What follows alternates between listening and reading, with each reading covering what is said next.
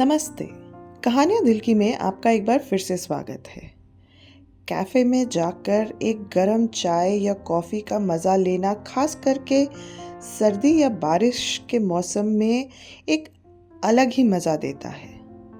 अगर उस कैफ़े में खिड़कियाँ हों जिनके पास आप बैठ के बाहर के नज़ारे देख सकें, तो वो और भी यादगार बन जाता है। पर हर कैफ़े का हर टेबल बैठने लायक नहीं होता। हमारी आज की कहानी एक ऐसे ही कैफ़े के बारे में है। तो चलिए शुरू करते हैं आज की कहानी, विलो कैफ़े, टेबल नंबर 7। शहर के एक शांत कोने में स्थित विस्परिंग विलो एक छोटा सा कैफ़े था जो दशकों से मौजूद था। अपनी गर्मजोशी भरे माहौल और प्रसिद्ध हॉट चॉकलेट के लिए जाने वाला ये स्थायी लोगों के लिए और यात्रियों के लिए पसंदीदा स्पॉट था। लेकिन ताज़ी कॉफ़ी की खुशबू और हल्की फुल्की बातचीत के बीच कैफ़े की एक विशेष टेबल थी, टेबल नंबर 7। इसके इर्द गिर्द एक रहस्यमय डरावना माहौल था। वो मेज जो खिड़की के पास सड़क की ओर के नज़ारे दिखाते हुए रखी गई थी, इसके बारे में कुछ अजीब अजीब किस्से थे। यहाँ की मालकिन, एक बुजुर्ग महिला जिनका नाम मिसेस दास था, अक्सर ग्राहकों को वहाँ बैठने से मना करती थी। उनकी आवाज़ धीमी और आंखें चिंता से भरी हुई रहती थी। ये टेबल कुछ अभिशापित सी है, वह कहती थी। ज़्यादातर ग्राहक उनकी चेतावनी मान लेते थे, लेकिन कुछ की जिज्ञासा उनके लिए भारी पड़ जाती थी। और उसके बाद की जो कहानियाँ होती थी, वो बहुत ही डरावनी होती थी। एक बारिश भरी शाम, करण नाम का एक युवक लेखक कैफ़े में आया।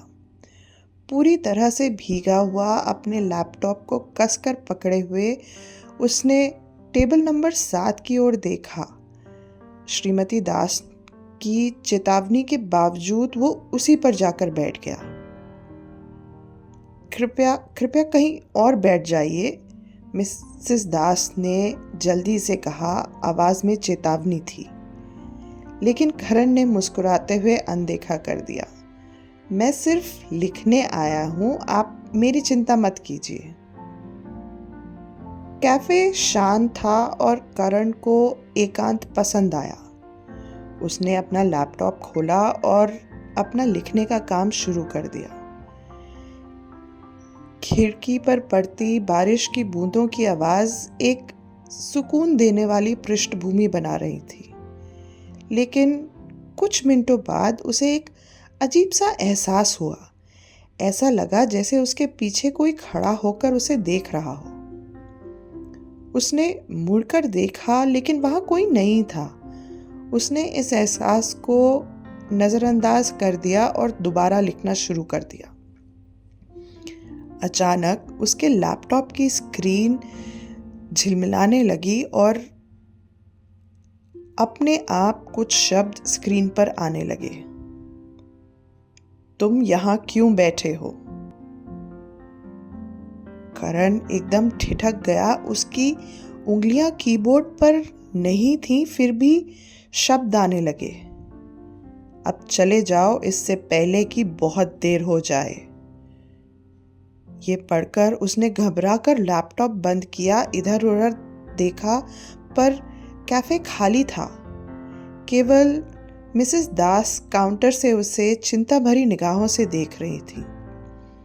अपना सामान समेटकर करण कैफे से भाग निकला, पर वो कभी वापस उस कैफे में नहीं आया।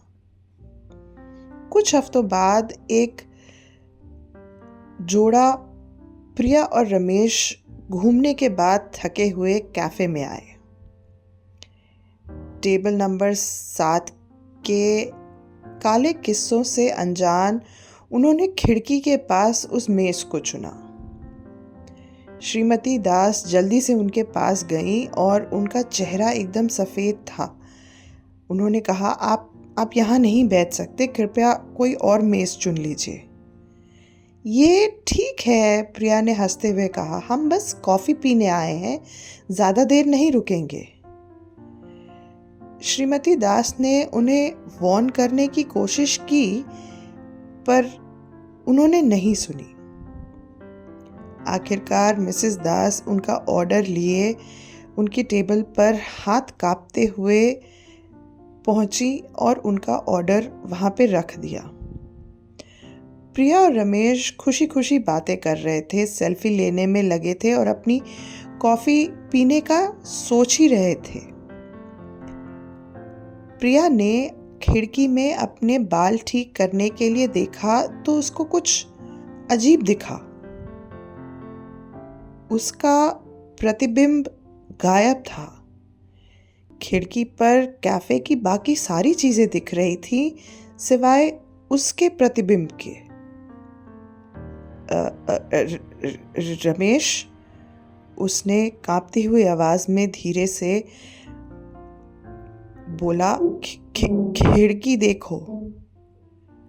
रमेश ने मुड़कर देखा और हैरान हो गया।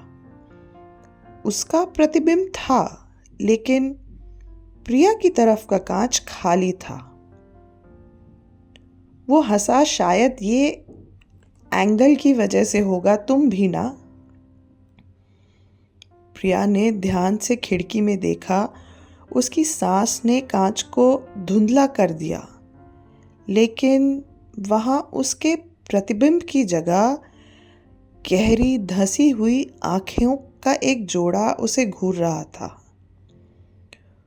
वो चीखते हुए खड़ी हुई, इतनी जोर से कि उसकी कुर्सी पीछे गिर गई। ये देखकर रमेश ने उसका हाथ पकड़ा और दोनों कॉफी वहीं छोड़कर वहां से भाग गए। उस रात प्रिया सो नहीं पाई। जब भी वो आंखें बंद करती, उसको वो भयानक आंखें घूरती हुई दिखती थी। सबसे डरावनी कहानी रोहित नाम के एक व्यक्ति की थी, जो खुद को भूतों की कहानियां झूठ साबित करने में माहिर मानता था। वो खास तौर पर टेबल नंबर 7 के किस्सों को बकवास साबित करने के लिए उस कैफे में आया था। मुझे लगता है ये मेज भूतिया है ना? उसने मिसेस दास से हंसते हुए पूछा। मिसेस दास ने गंभीरता से सिर हिलाया और कहा, कृपया यहाँ मत बैठिए। लेकिन रोहित अपनी जिद पर अड़ा रहा। उसने ब्लैक कॉफ़ी का ऑर्डर दिया और मेज़ पर जाकर बैठ गया। उसने अपना कैमरा सेट करते हुए वहाँ घंटों बिताए, लेकिन कुछ नहीं हुआ।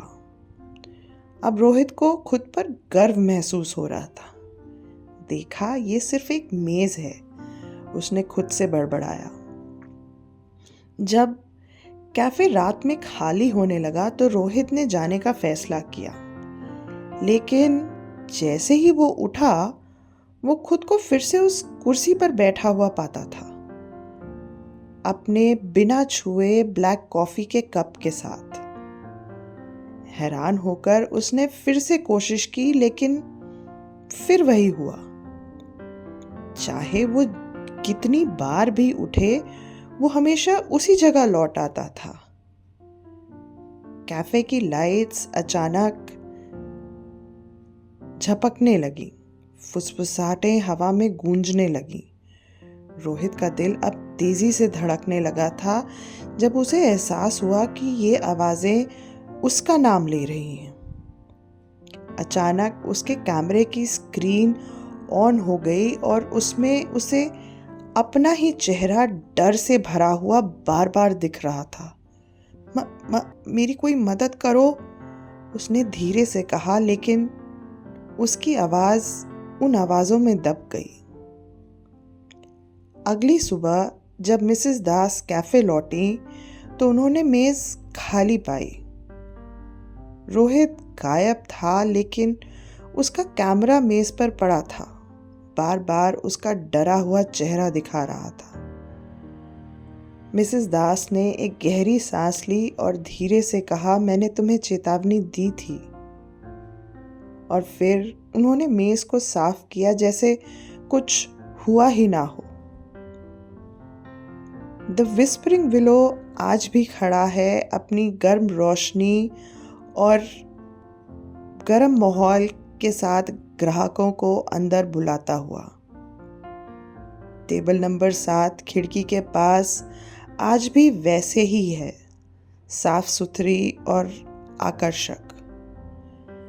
मिसेस दास अपने ग्राहकों को चेतावनी देती रहती हैं, लेकिन हमेशा कुछ ऐसे होते हैं जो अपनी किस्मत आजमाने का साहस करते हैं, और मेज़ इंतज़ार करती है अपने रहस्य फुसफुसाते हुए उन लोगों का अपनी अंधेरी अंतहीन कहानी में बुनने के लिए जो वहाँ बैठने की हिम्मत करते हैं। आशा है आज की कहानी आपको पसंद आई होगी। कमेंट्स में हमें ज़रूर बताइएगा ये आपको कैसी लगी। धन्यवाद।